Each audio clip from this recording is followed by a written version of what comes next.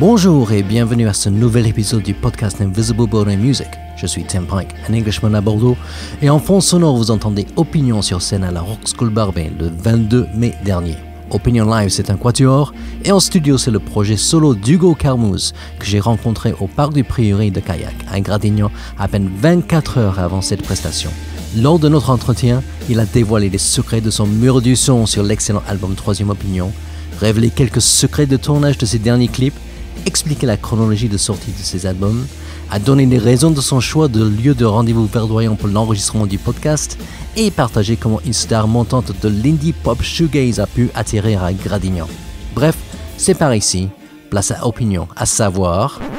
Je m'appelle Hugo Carmouze et je sors de la musique sous le nom d'Opinion depuis plus de 10 ans. J'ai commencé ce projet quand j'étais au collège et là je pense que je suis à mon 13e album. Opinion, c'est une sorte de projet indé rock où j'enregistre tous mes albums tout seul chez moi. Et depuis 5 ans maintenant je fais des concerts avec un groupe où on réarrange les morceaux que j'ai enregistrés dans ma chambre et on leur redonne une nouvelle vie, un second souffle. Donc vous tournez énormément en ce moment. À l'heure qu'il est, on est mi-mai. Vous sortez d'une belle date au Petit Bain à Paris. On est à 24 heures de ton Homecoming Show à la Rock School Barbet, aux côtés de TH d'Afrique et We Hate You Please Die.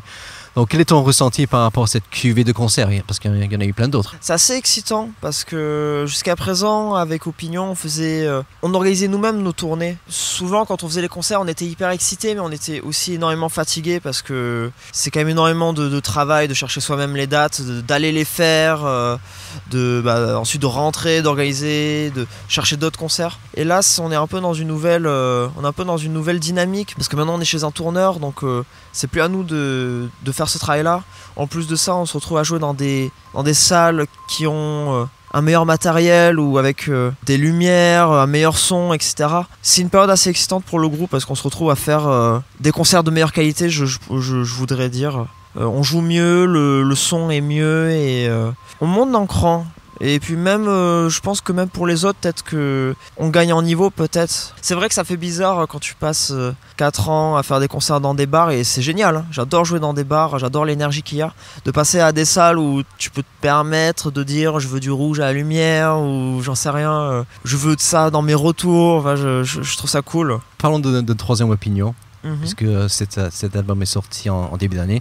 Comment le définir en quelques mots? Je dirais ambitieux, sans vouloir passer pour quelqu'un d'autant, et je dirais patient. Parce que c'est le seul album que j'ai fait depuis mes premiers albums en 2015. C'est le premier album où je me suis dit que j'allais passer plus d'1 an sur un disque. Avant Troisième Opinion, mes disques je les faisais en 1 an maximum, ou parfois je les faisais en 1 nuit, parfois en quelques jours. Et Troisième Opinion, c'est un album où je me suis dit j'ai pas envie de faire un album où les gens puissent me comparer facilement à d'autres artistes. J'ai pas envie de faire un album qui, quand je l'écoute, je me dis ah oui, à cette période-là j'écoutais vachement ça. J'ai envie de faire un album où je prenais le temps de composer, de réarranger, de réenregistrer, de mixer. Et du coup finalement c'est l'album que j'ai enregistré pendant la plus longue période. Il m'a pris 4 ans à être fait. Techniquement il m'a pris 1 an de composition, mais j'ai pris encore 1 année pour refaire des overdubs, c'est-à-dire enregistrer des prises, rajouter des instruments, des voix ou changer l'arrangement. Donc déjà 2 ans, et après ça m'a pris encore 1 année en plus pour le mixer. Donc en tout ça m'a pris à peu près 4 ans. Et en fait pendant ces 4 ans j'attendais une date de sortie des labels et de All In Banana plus particulièrement. Et en fait, pendant 4 ans, on n'avait pas vraiment de date de sortie. Et au bout de 4 ans, il m'a enfin donné une date de sortie. Et quand il m'a donné la date de sortie, je me suis dit, je finis les dernières modifs que je voulais faire. Et après, pour moi, c'est fait. L'album, il est pris, on le sort, quoi. Et entre-temps, il y a eu d'autres albums. Il y a eu Pumpkinland, il y a Horrible. La chronologie de la chose est quand même assez curieuse. Jusqu'à présent, mes sorties d'albums étaient assez linéaires et c'était assez logique parce que je m'embêtais pas sur la promo. Je me disais pas, je fais un clip, un deuxième clip, après l'album, ensuite il faut faire des concerts. Je faisais pas ça. Avant, je vivais à la campagne et j'avais pas de groupe, donc j'allais à l'école, je faisais mes chansons. Et quand je rentrais, mes chansons étaient faites. Au bout d'un moment, l'album était prêt, donc je le sortais quand j'avais une pochette. Molly, qui est sorti en 2020, c'est le premier album où il y a eu une vraie promo. Avec les labels, on s'est dit, on le sort à ce moment-là, mais avant, il faut qu'il y ait tel clip. Et en fait, en travaillant de cette façon-là, à côté de Molly, j'ai commencé Troisième Opinion. Et en faisant Troisième Opinion, je savais que je voulais Enfin, je voulais avoir aussi une belle promo, je voulais soigner la sortie. Comme on est plusieurs labels sur cette sortie-là et qu'on peut pas dire on le sort tel jour et que l'autre ne répond pas, on se dit ok, on peut pas faire ça. Ça prend du temps d'accepter tout ça. Et comme moi, personnellement, moins maintenant, mais à l'époque, j'étais quelqu'un qui composait énormément, j'enregistrais tout le temps. J'avais quand même enregistré la quasi-totalité de Troisième Opinion, mais malgré ça, c'était pas du tout prévu qu'il sorte pour maintenant, et moi je peux pas attendre 4 ans avant de re-enregistrer autre chose. Donc à côté, je me suis mis à enregistrer d'autres choses.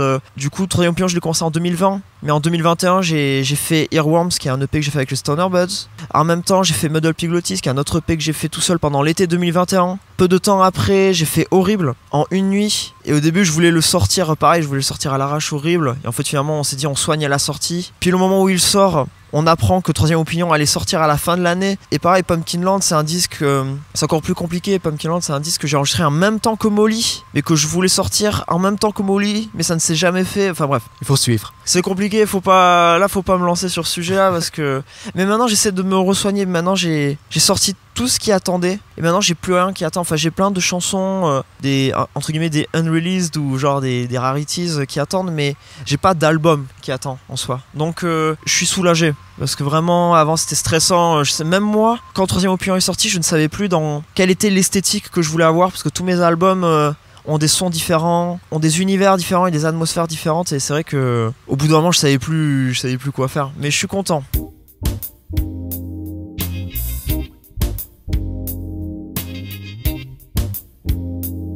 Il y a 2 titres que j'ai tout de suite sauvegardés dans mes playlists de l'année, 19 et Main. Même si je précise que l'album est surtout à découvrir en vinyle parce que le son est d'enfer.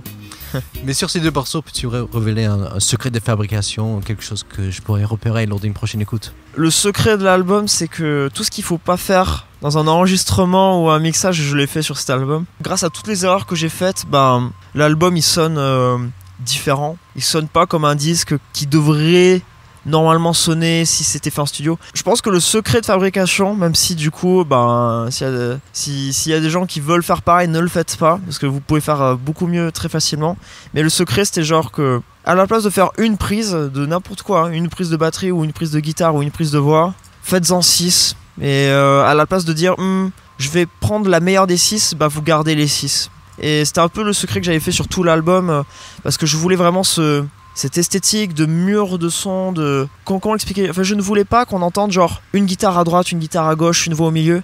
Je voulais vraiment qu'il y ait du son partout, qu'il y ait des guitares dans tous les sens, qu'il y ait des voix dans tous les sens, que la batterie pareil niveau fréquence. Je ne voulais pas avoir un album qui soit scolaire dans le sens avec des bas qui descendent jusqu'à une certaine fréquence et pas plus, des aigus pas plus, qui montent pas trop haut non plus. Je voulais vraiment faire l'album le plus ouvert possible. Donc en fait le secret c'était plus j'avais pété un câble quoi. Il y a tous les morceaux, je pense qu'il y a au moins 30 guitares, mais 30 guitares font la même chose, mais sur des guitares différentes. Il y a des guitares acoustiques avec des guitares électriques sur ampli, des guitares électriques dans carte son, des guitares acoustiques branchées dans un ampli. Et des voix, il y a des voix enregistrées le matin, il y en a d'autres enregistrées le soir, il y en a d'autres enregistrées une semaine après, pour avoir plein de grains de voix différentes. Le problème principal, c'était les 3 batteries. J'ai mis 3 batteries sur l'album, et du coup ça a créé des problèmes de déphasage où pendant les masters vinyles, on m'a dit que ça allait être impossible de mettre ça sur vinyle. J'ai appris à faire du master vinyle parce que je voulais prouver que ça rentre sur vinyle quand même. Et je crois que ça rentre. Je confirme. La chanson Microrange a son clip où tu te déplaces dans un lit en train de lire du Céline. Alors j'ai cru reconnaître par moment le campus universitaire de Talence, de Pessac, et puis le magnifique magasin Défi Literie Désigne. Donc est-ce que tu peux nous raconter un petit peu les coulisses de ce tournage? C'était vraiment une sacrée aventure. Déjà, ce clip, je l'ai fait avec Antoine Pré et Elena Bonhomme, qui sont en couple je sais pas comment dire en français, mais de filmmakers. Ils font tout le temps des clips et en fait toute leur DA repose sur le fait qu'ils font ça sur argentique. Ils font leurs clips avec des pellicules, etc. Je crois que je suis tombé sur leur travail sur leurs travaux en 2021, et j'avais vraiment envie de bosser avec eux parce que déjà à cette époque-là je travaillais sur Troisième Opinion et je savais que je voulais que la pochette soit en argentique, donc je voulais au moins avoir un clip en argentique. Et en fait ça ne s'était pas fait à l'époque parce que à l'époque j'avais pas vraiment les moyens de payer un clip en argentique. En plus de ça, l'album n'était pas du tout fini, et en plus de ça c'était pas du tout prévu qu'il sorte En 2021, il s'est passé 3 ans. Donc, mais on a quand même souvent parlé de faire ça ensemble. Et quand le moment est venu, on en a reparlé l'année dernière, en été 2024. Et on s'est mis d'accord sur des idées. Alors c'est eux qui ont écrit toute l'histoire du clip, c'est eux qui avaient toutes les idées. Et en fait, c'est eux qui ont créé ce lit sur skate qui bouge. Et en fait... on a fait le clip en 3 journées où on se retrouvait genre à 6h du matin à bord de montagne. Et en fait le lit était dans leur petite voiture qu'à chaque fois on démontait, qu'on posait à l'endroit, on faisait le plan. Ensuite on changeait d'endroit, du coup il fallait redémonter le lit, le mettre dans la voiture, bouger. C'était sans fin, mais c'était trop bien. C'était une grosse aventure, on bougeait d'endroit en endroit. À chaque fois on avait des problèmes différents. Parfois genre il y avait une roue qui partait, du coup le lit ne pouvait plus rouler droit alors qu'on avait besoin d'un plan où le truc roule droit. Parfois je sais pas, on avait plus de piles pour le skate électrique, du coup on pouvait plus rouler. On a eu plein de petits problèmes, mais à la fin quand c'était fini on était en mode c'est bon, c'est fait, le clip va être mortel, c'est sûr. Aujourd'hui, on se retrouve dans un espace très verdoyant ici à Gradignan. Pourquoi est-ce que tu m'as proposé de te retrouver plutôt dans un espace vert ? Ce parc qui est pas très loin de chez moi, c'est le parc que j'associe le plus à mon dernier album Troisième Opinion. J'ai passé énormément de temps à marcher, à réfléchir, à parler parfois tout seul par rapport à ma vie ou des trucs random. Et c'est aussi un endroit où je me promenais quand je venais de composer des chansons, où je venais d'enregistrer des chansons et que je voulais les réécouter en marchant, en posant des questions sur est-ce que ça c'est bien, est-ce que ça c'est bien. Déjà dans la composition de l'album, elle a un sens. Pour moi, ce parc représente le disque. Et en plus de ça, quand on a voulu faire toute la partie esthétique de l'album, c'est-à-dire déjà la pochette ou même les photos promo, les premières photos promo, en fait, on a tout fait dans ce parc-là. Je me rappelle, ça nous avait pris une journée entière où on s'était retrouvés au début du parc, on a commencé à faire des photos. Et ensuite on a marché jusqu'à qu'il fasse nuit. Et en fait au moment où il faisait nuit, on avait fini la pellicule parce qu'on a fait tout le photoshoot sur argentique. Et la dernière photo, c'est la photo qu'on a utilisée pour la pochette Troisième Opinion, qui est du coup une sorte de photo fisheye mais qui a été un peu ratée parce que c'était pas une pellicule faite pour ça. Mais du coup j'aimais bien l'esthétique qu'il y avait. En plus de ça, raison de plus pour laquelle je tenais à faire cette interview ici, c'est que le clip de 19, il y a une partie qui a été faite ici. Il y a quelques plans, pas tout le clip, parce qu'il y a aussi des parties du clip qui se passent dans Bordeaux, mais la partie campagne du clip se passe ici à Gradignan et dans ce parc. Gradignan n'est pas une ville qui est forcément réputée pour sa culture lo-fi, shoegaze, indie pop. Es-tu une extraterrestre dans la commune et est-ce que la ville prend bien soin de toi ? Je ne pense pas que Gradignan soit au courant qu'il y ait un artiste comme Opinion ou qu'il y ait des groupes indés qui vit cette ville. Après personnellement je suis bien là parce que j'aime bien le côté calme, les parcs, tout ça. Moi ça me parle. Mais c'est vrai que c'est pas aussi rock que vivre à Bordeaux-Centre. Pour ma défense, je me suis installé ici surtout pour mes études. En fait, quand je suis venu m'installer ici en 2020, pendant 2 ans, j'étais à Bordeaux-Montagne. Je faisais musicologie et c'était chouette, c'était cool. J'habitais juste à côté, du coup j'avais juste un bus à prendre. J'avais 3 arrêts et j'étais arrivé quoi. Et après j'ai arrêté la musicologie et je suis resté ici parce que j'avais mon appart. Voilà, ici le parking est gratuit. Je peux ranger mon matos dans ma voiture sans. Enfin voilà quoi, c'est pas très difficile. Donc je reste ici, personne m'embête. Je peux faire du bruit, les voisins m'embêtent pas. Voilà, j'enregistre tous mes trucs dans mon studio. C'est un studio de 30 mètres carrés et personne m'embête, ça se passe bien. Alors tu commençais très jeune avec de premiers albums dès l'âge de 13 ans. Comment sonnent ces premiers enregistrements à tes oreilles quelques années plus tard ? C'est assez marrant parce que quand je les réécoute, je me dis, je savais pas enregistrer, mais je me rends compte que j'étais vraiment innocent, on peut dire, dans tout ce qui était musical, même dans ma façon de composer. C'est totalement innocent, je fais du yaourt, je m'embête même pas à écrire des paroles, il y a aucun effet. Je m'enregistrais en rentrant de l'école et j'exportais ça en MP3. Je savais même pas je savais même pas ce que c'était un mixage, je ne savais même pas ce que c'était un mastering. Je ne savais même pas que le MP3 c'était un mauvais format, qu'il fallait. Enfin, je connaissais rien en tout ça. Juste, je voulais enregistrer des trucs dont j'étais fier. Et c'est très innocent. Et c'est vrai que maintenant, quand je réécoute ces vieux disques, ça me rappelle tout ça quoi. Je me rends compte à quel point j'étais pas pro entre guillemets. Et je pense que pour quelqu'un qui aime vraiment la musique, qui est audiophile, je pense que ça doit être insupportable à écouter. Mais je pense que pour moi, je trouve ça génial. Je suis hyper content d'avoir fait ces disques-là. Surtout que je me rappelais quand je les faisais, je me rappelais que mon père il voulait m'aider à faire en sorte que ça sonne bien, à faire un bon mix. Et moi, je me rappelle très bien, je disais non, vraiment, je veux que ça sonne pourri, je veux vraiment pas que ça sonne bien. Et je suis content parce que du coup, je pense que si ces disques-là sonnaient propres, je pense que ce serait vraiment gênant. Ça aurait fait genre disque d'enfant riche d'Hollywood qui se fait faire un album avec les meilleurs artistes du monde alors que lui-même il sait pas plaquer un power chord. Alors que là, je trouve que c'est honnête, c'est humble, genre ça sonne vraiment comme la musique que j'écoutais à l'époque. Déjà, la musique que j'écoutais à l'époque, ça sonnait dégueulasse. Et je trouve ça cool. Réécouter ces disques, je me dis, je trouve que la ligne entre tous mes albums est logique du coup. J'ai fait que évoluer, je trouve ça bien.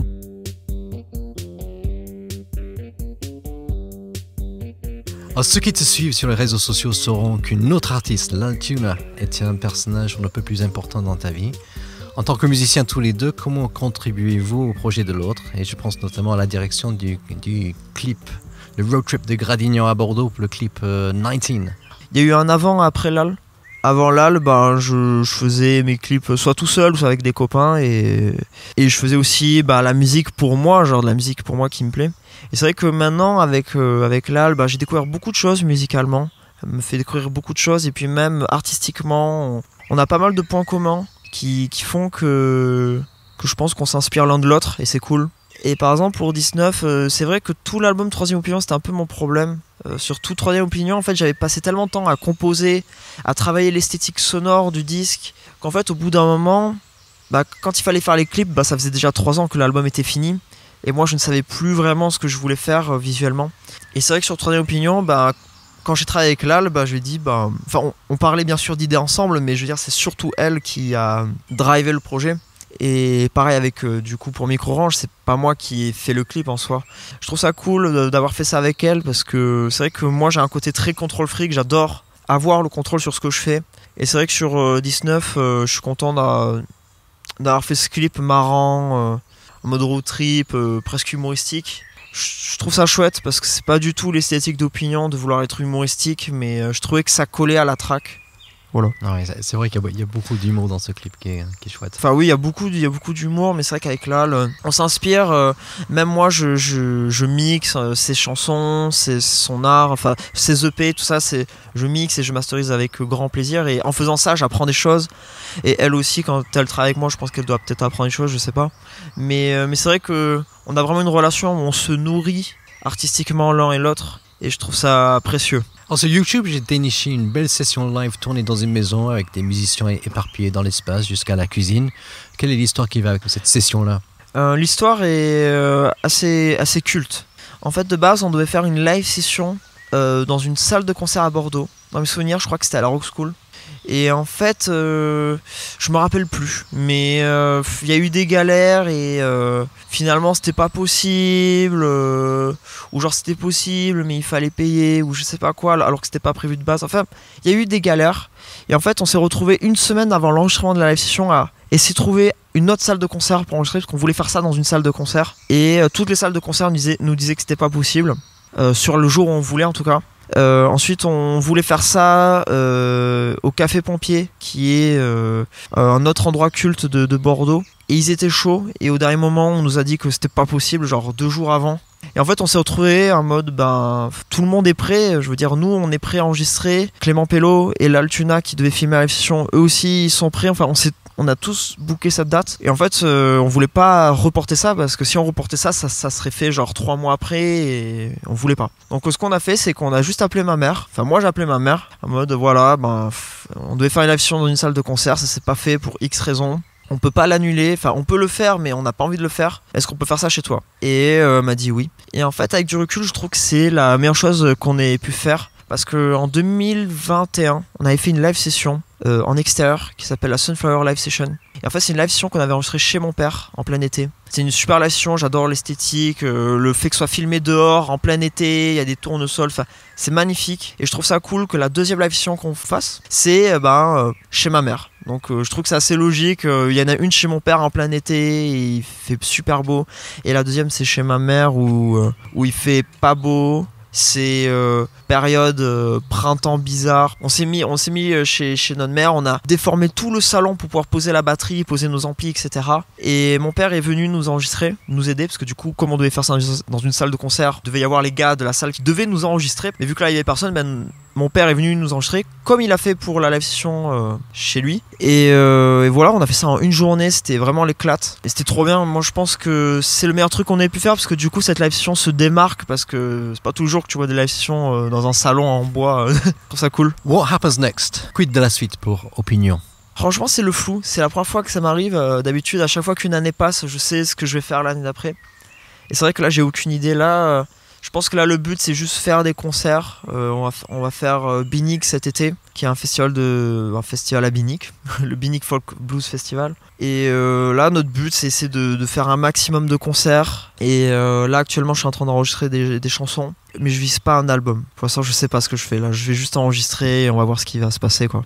À suivre. À suivre. What Happened Next, on va dire le concert de demain, en fait. Indeed. À la Rock School avec We Hate You Please Die et Tâche d'Afrique. Et ça va être l'éclate. Et après ça, on dort.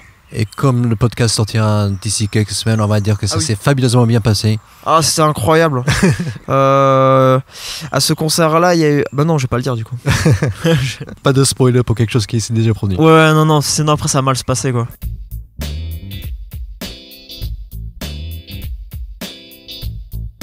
Les 3 questions que je pose à tous les invités du podcast. Qu'est-ce que tu écoutes en ce moment? Ces temps-ci, j'écoute vachement Lana Del Rey, que je suis en train de redécouvrir. Bon, je connaissais déjà parce que c'est hyper connu. Lal, ma copine Lal, c'est une fan monumentale de Lana Del Rey. Et là, la semaine dernière, j'ai enfin écouté tous les albums de Lana Del Rey. Et là, ces temps-ci, je suis en train de réécouter vachement Born to Die, qui est son premier album, qui à l'époque, je n'aimais pas du tout ce disque. Là, je le réécoute, je le trouve...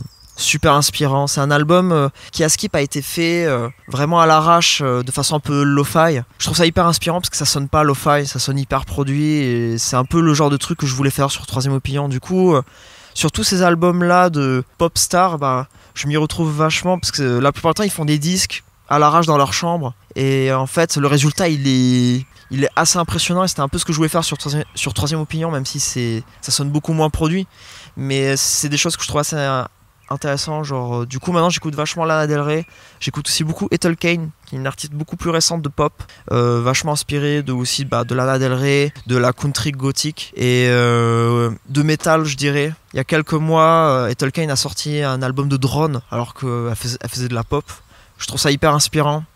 J'écoute vachement de pop. Je me retrouve beaucoup plus chez les artistes pop que de rock ce temps-ci, parce que je trouve que c'est des artistes qui ont pas peur de tester des choses et c'est toujours fait avec classe, je trouve. Voilà.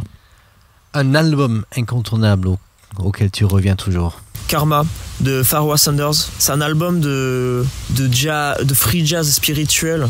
C'est genre l'album, c'est 2 tracks. La première s'appelle Karma et c'est une chanson de 30 minutes, c'est magnifique. C'est le genre d'album qui, la première fois que je l'ai écouté, j'avais l'impression de découvrir le paradis d'une certaine manière. Je sentais toute la lumière sortir de ce disque et je trouvais ça assez beau. Et il y en a très peu des disques qui m'ont fait cet effet-là et c'est un disque que je pense que... là, ça fait 6 ans que je connais ce disque. À chaque fois que je reviens dessus, à chaque fois, j'ai l'impression de me laver, quoi. je trouve ça trop beau comme disque. Et un concert qui t'a particulièrement marqué, de préférence à Bordeaux, mais tout est bon à prendre?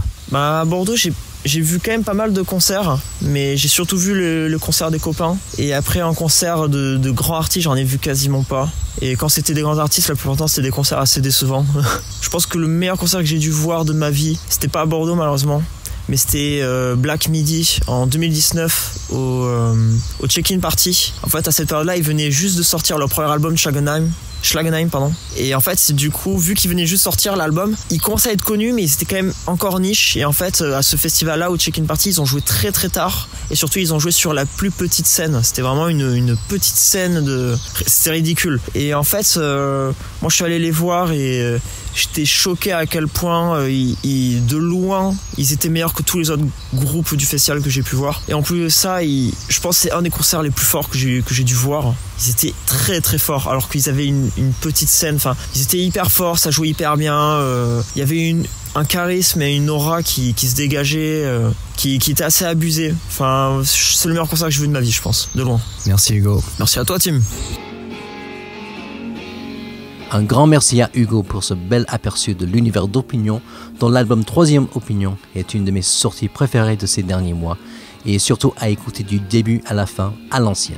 Hors 19 et Main, j'apprécie particulièrement les morceaux Un petit chat dans mes bras ou encore Smile.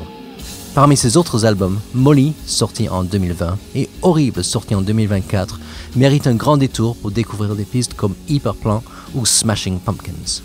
Quoi qu'il en soit, Opinion est un artiste à suivre de très près sur les années à venir, et je ne doute pas que ce premier podcast à lui être consacré ne sera pas le dernier. Quant à Invisible Border Music, n'oubliez pas de vous abonner via la plateforme audio de votre choix afin de ne pas rater les prochains épisodes ou de revenir sur les précédents. Sachez également qu'il y a aussi une liste de Spotify qui compile les artistes qui ont participé au podcast ainsi que les chansons évoquées au passage.